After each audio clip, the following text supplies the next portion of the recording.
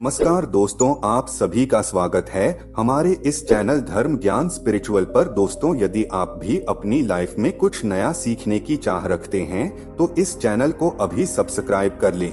दोस्तों, हर वर्ष भाद्रपद मास के शुक्ल पक्ष की पूर्णिमा तिथि से आश्विन मास के कृष्ण पक्ष की अमावस्या तिथि तक पितृपक्ष मनाया जाता है। इस साल पितृपक्ष 29 सितंबर शुक्रवार के दिन प्रारंभ हो रहा है और 14 अक्टूबर के दिन पितृपक्ष का समापन होगा। पितृपक्ष 16 दिनों तक चलते हैं। इस दौरान मनुष्य को पितरों की संतुष्टि के लिए उपाय अवश्य करने चाहिए। जो भी पूरी श्राद्ध से अपने पितरों की मुक्ति की कामना करता है, उसके पितरी उसे सुख समृद्धि का आशीर्वाद प्रदान करते हैं। हमारी संस्कृति में पूर्वजों का आशीर्वाद प्राप्त करना बहुत ही आवश्यक होता है। पितरों के आशीर्वाद के बिना मनुष्य का कोई भी कार्य सफल नहीं होता है। जो पितरों का श्राद्ध नहीं करता है उसका कुल नष्ट हो जाता है, और जो अपने पितरों का श्राद्ध तथा तर्पण करता है वह संसार के सभी सुखों को प्राप्त करता है। भगवान विष्णु से वरदान प्राप्त करके मनुष्य के सभी पूर्वज पितृपक्ष के दौरान उन्हें आशीर्वाद प्रदान करने हेतु पृथ्वी पर आते हैं। वह अपने प्रिय जनों द्वारा सम्मान प्राप्त करके बहुत आनंदित होते हैं तथा उनके द्वारा बनाए गए भोजन से संतुष्ट होकर समस्त पितृगण अपने प्रिय जनों को आशीर्वाद देकर पुनः पितृ लोक में लौट जाते हैं। किंतु यदि कोई मनुष्य पितृपक्ष के दौरान अपने पितरों का आदर सत्कार नहीं करता है, उन्हें भोग नहीं चढ़ता है और उसके पितृ रुष्ट होकर ही लौट जाते हैं, इसे मनुष्य को पितृ दोष लगता है और पितृ दोष के कारण मनुष्य को भयंकर दुखों का सामना करना पड़ता है।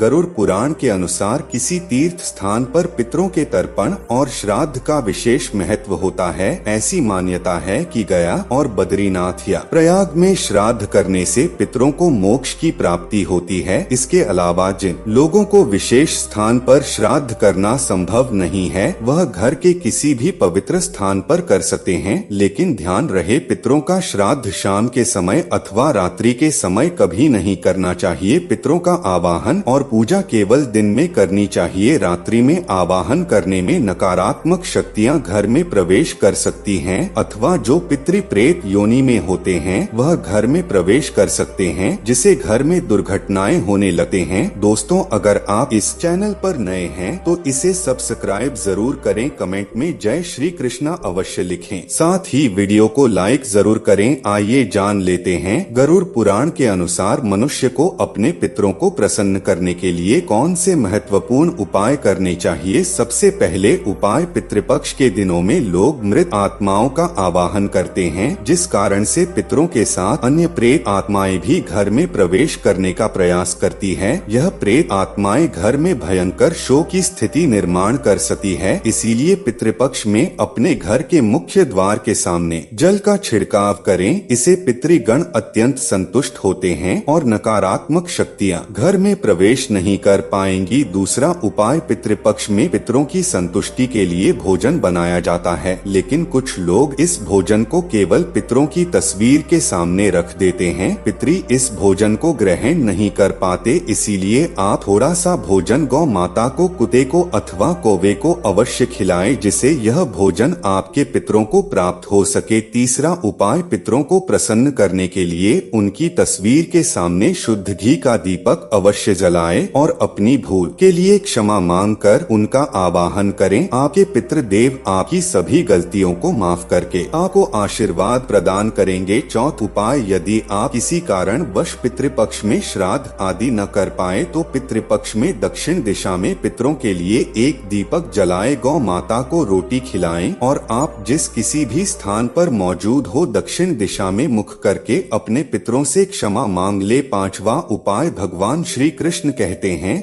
मनुष्य अपने मृत परिजनों के लिए तिल का दान करता है, वह समस्त पापों से मुक्त होकर बैकुंठ में जाता है। इसीलिए अपने पितरों का आशीर्वाद पाने के लिए आप पितृपक्ष में तिल का दान अवश्य करें। छठा उपाय, पितृपक्ष में भूल से भी नीम का पेड़, बरगद का पेड़ और पीपल का पेड़ नहीं काटना चाहिए। इसे मनुष्य को पितृ दोष लगता है। पितृपक्ष में सर्प को मारने वाले व्यक्ति को भी पितृ दोष का सामना करना पड़ता है। पितृदोष से बचने के लिए पितृपक्ष में एक पीपल का वृक्ष अवश्य लगाना चाहिए, इसे सभी दोष समाप्त होते हैं। 7वां उपाय, पितरों को प्रसन्न करने के लिए पितृपक्ष में तुलसी को तिल मिश्रित जल चढ़ाकर भगवान श्री हरि विष्णु से अपने पितरों की शांति के लिए प्रार्थना करें और ओम नमो भगवते वासुदेवाय नमः इस मंत्र का उच्चारण करें। इसे आपके समस्त पितृगण जिस किसी भी स्थान पर होंगे उनकी आत्मा को शांति प्राप्त होगी। 8वां उपाय, यदि आपको आपके पितरों की मृत्यु की तिथि पता नहीं है तो आपको पितरों के लिए सर्वपितृ अमावस्या के दिन श्राद्ध कर एम करने चाहिए। सर्वपितृ अमावस्या को पीपल के पेड़ में काले तिल, सफेद फूल तथा चंदन चढ़ाने से पितृदेव संतुष्ट होते हैं। फूल तथा चंदन चढ़ाने से पितृदेव संतुष्ट होते हैं। आइए अब जानते हैं गरुड़ पुराण के अनुसार ऐसे वह कौन से व्यंजन है जो आपको पितरों के लिए बनाने चाहिए। सबसे पहले है दूध और चीनी से बनी खीर। पितरों के लिए अगर आप बहुत सारे व्यंजन ना बन पाए या आपकी परिस्थिति इस अनुकूल न हो तो आपको दूध और चीनी से बनी खीर अवश्य बननी चाहिए, जिसमें सूखे मेवे डालकर पितरों को भोग चढ़ाई। इस व्यंजन से उन्हें सबसे ज्यादा आनंद मिलता है और वह प्रसन्न होकर ही आपके द्वारा से लौटते हैं। और दूसरी चीज है कद्दू की सब्जी। गरुड़ पुराण के अनुसार कद्दू की सब्जी पितरों को अधिक प्रिय होती है। कद्दू को सात्विक व्यंजन माना जाता है जो श्राद्ध और प्रसाद में अक्सर परोसा जाता है। अगर आप भी श्राद्ध का भोजन बना रहे हैं तो कद्दू की सब्जी अवश्य बनाएं और पितरों का आवाहन करते हुए उन्हें अर्पण करें। तीसरी चीज है शुद्ध घी की रोटी। पितरों के लिए शुद्ध घी से बनी रोटी अवश्य बनाएं और पितरों को याद करते हुए एक रोटी कौवे को और 2 छोटी रोटियां बनाकर गाय और कुत्ते को खिलाएं। इसे आपके पितृगण जिस भी रूप में धरती पर उपस्थित होंगे वह तृप्त होकर आपको अवश्य आशीर्वाद देंगे। चौथी चीज है पीली मूंग दाल और सफेद दाल। इन 2 दलों का उल्लेख गरुड़ पुराण में खास तौर पर किया गया है, जिसमें इन 2 दालों से बनने वाले व्यंजन चाहे वह मीठे हो या नमकीन अवश्य ही पितरों के लिए बनाने चाहिए। अगर आप उनकी श्राद्ध तिथि पर इस व्यंजन को बनाते हैं तो आपके पितृगण अत्यंत संतुष्ट होंगे। इसके अलावा गेहूं से बनी पूरी, मीठी गुड़ की रोटी, मीठे केसर वाले चावल, काले चने और बेसन से बनी चीज भी पितरों के लिए बनाई जाए तो पितृ प्रसन्न होकर उन्हें ग्रहण करते हैं। आइए अब जानते हैं भोजन कैसे बनाना चाहिए। पितरों के लिए बनाई जाए तो पितृ प्रसन्न होकर उन्हें ग्रहण करते हैं। लिए हम जानते हैं भोजन कैसे बनाना चाहिए। जैसे हम ईश्वर का भोग बनाते समय उसे भोजन को नहीं चखते अथवा उसे झूठ नहीं करते हैं, उसी प्रकार से हमें पितरों का भोजन भी उन्हें अर्पण करने से पहले झूठ नहीं करना चाहिए। भोजन बनाने से पहले आपको पूरी तरह से शुद्ध होना चाहिए। आपको पूरी तरह से शुद्ध होना चाहिए। बिना स्नान की आपको पितरों का भोजन नहीं बनना चाहिए। और जो स्त्री मासिक धर्म में हो उस वक्त भी उन्हें पितरों के भोजन को नहीं बनना चाहिए। ऐसा भोजन पितृ स्वीकार नहीं करते हैं। पितृ भोजन बनाने से पहले रसोई घर को गंगाजल से स्वच्छ कर लेना चाहिए और यदि गंगाजल ना हो तो साधारण जल छिड़ककर पहले स्वच्छ कर लेना चाहिए। उसके बाद ही भोजन बनाना चाहिए। भोजन बनाने से पूर्व इस मंत्र का जाप अवश्य करें, ओम पितृदेवाय नमः। आइए अब जानते हैं पितरों को किस प्रकार का भोजन नहीं चढ़ाना चाहिए। सबसे पहली बात, कई लोग मानते हैं